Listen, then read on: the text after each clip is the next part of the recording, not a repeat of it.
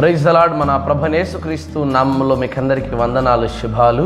దేవుడు మరొక వారం మొదలుకొని ఇంతవరకు కాపాడినందుకు ప్రభుకి మహిమ కలుగును గాక.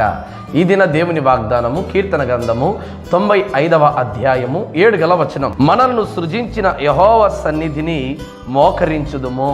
దేవుని వాక్యం తెలియజేస్తూ ఉంది. మానవులను సృజించినటువంటి ఆ దేవదేవుని యొక్క సన్నిధానంలో ఈ ఉదయకాలమందు నీవు చేరి మోకరించి సాగిలపడి నమస్కారం చేయవాలని దేవుని వాక్యం తెలియజేస్తూ ఉంది.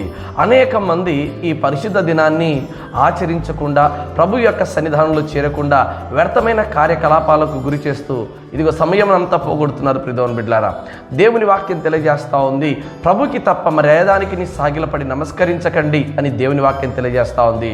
నిర్గమాకాండము 20వ అధ్యాయము 4వ వచనాన్ని చదవగలిగితే, పైన ఆకాశమందే గాని క్రింద భూమి ఎందే గాని భూమి క్రింద నీళ్ళ ఎందే గాని యుండు దేని రూపమునైనను విగ్రహమునైనను నీవు చేసుకొనకూడదు, వాటికి సాగిలపడకూడదు అని పూజింపకూడదు.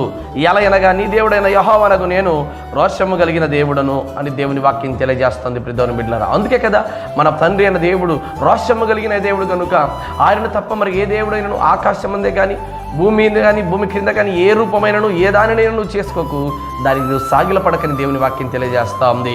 ఈరోజు నీవు ప్రభు సన్నిధానంలో మోకరించి ప్రార్థన చేయాల్సినటువంటి నీవే ప్రభుని విడిచిపెట్టి తిరుగుతున్నావు.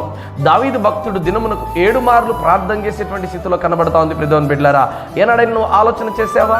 ఆ దయ్యములు సైతము సాతాను ఒకరోజు యేసుక్రీస్తు ప్రభు వారిని ఒక ఎత్తైన కొండపైకి తీసుకెళ్ళి, ఇదిగో నీవు నాకు ఇదిగో సాగిలపడగలిగితే, నమస్కరిస్తే ఇదిగో ఈ భూలోక రాజ్యము మహిమలన్నీ నీకు ఇస్తాను అని చెప్పి ప్రభు దగ్గరికి ఆ వంచకుడు వచ్చి అనేకమైన మాటలు మాట్లాడుతున్నాడు. కానీ ఆ దయ్యములకు అధిపతి అయినటువంటి ఆ సాతాను రుచరైనటువంటి ఆ దయ్యాలే యేసుక్రీస్తు ప్రభు వారి దగ్గరికి వచ్చి సాగిలపడి ఆయన్ను వేడుకుంటున్నాయి. చూడండి, లూకాసు వార్త 8వ అధ్యాయము 28వ వచనం.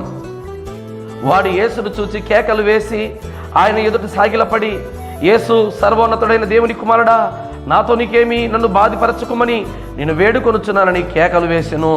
ప్రియమైన బిడ్డలారా, ఆయనలో పట్టినటువంటి ఆ దయ్యములు సైతము యేసుక్రీస్తు ప్రభువారి దగ్గరికి వచ్చి సర్వోన్నతుడా అని కేకలు వేస్తూ, అయ్యా మమ్మల్ని దయచేసి వదిలిపెట్టు, దయచేసి మమ్మల్ని విడిచిపెట్టని ఆ సాతాను ఆ దయ్యములు సైతము యేసుక్రీస్తు ప్రభువారి దగ్గర సాగిలపడి నమస్కారం చేస్తున్నాయి. ప్రియమైన బిడ్డలారా, ఈరోజు నీవు ప్రభు సన్నిధానంలో మోకరించి సాగిలపడి ప్రార్థన చేయించున్నావా? భూమి మీదనే కాదండి, పరలోక రాజ్యములో కూడా 24 పెద్దలు, కోట్ల దూతలు ఆయన ఎదుట సాగిలపడి నమస్కారము చేయించున్నాయి. పరిశుద్ధ గ్రంథంలో చూడగలిగితే ప్రకటన గ్రంథము 5వ అధ్యాయము 7వ వచనం, ఆయన వచ్చి సింహాసనమందు ఆసీనుడయుండు అని కుడి చేతిలో నుండి ఆ గ్రంథమును తీసుకొనెను. ఆయన దాన్ని తీసుకొనినప్పుడు ఆ 4 జీవులను, వీణెలను, ధూపద్రవ్యములతో నిండిన సువర్ణ పాత్రములను పట్టుకొని ఉన్న ఆ 24 పెద్దలను ఆ గొర్రెపిల్ల ఎదుట సాగిలపడిరి అని లేఖన వాక్యం తెలియజేస్తోంది. 24 పెద్దలు, పరలోక సింహాసనంలో ఉన్నటువంటి అనేకమైన కోట్ల దూతలు అందరూ కూడా ఆ గొర్రెపిల్ల ఎదుట మోకరించి సాగిలపడి నమస్కారం చేశారండి. 14వ వచనాన్ని చూడగలిగితే అది కూడా కనబడుతుంది. ఆ 4 జీవులు ఆమెనని చెప్పగా ఆ పెద్దలు సాగిలపడి నమస్కారము చేసిరి. పరలోక సైన్య సమూహములో ఉన్న ఆ 24 పెద్దలను, ఆ పెద్దలను, 4 జీవులు అన్నీ కూడా గొర్రెపిల్ల ఎదుట సాగిలపడి నమస్కారం చేస్తున్నాయి. ఈరోజు నీవెంత, నీ బ్రతికెంత? తుచ్చ మానవులైనటువంటి మనము ఈరోజు ప్రభు సన్నిధానంలోకి వెళ్ళి, అయ్యా నేటి వరకు కాపాడిన దేవా నీకు వందనాలని ప్రభు దగ్గర నువ్వు మోకరించి ప్రార్థన చేయించున్నావా? సమయం లేదు.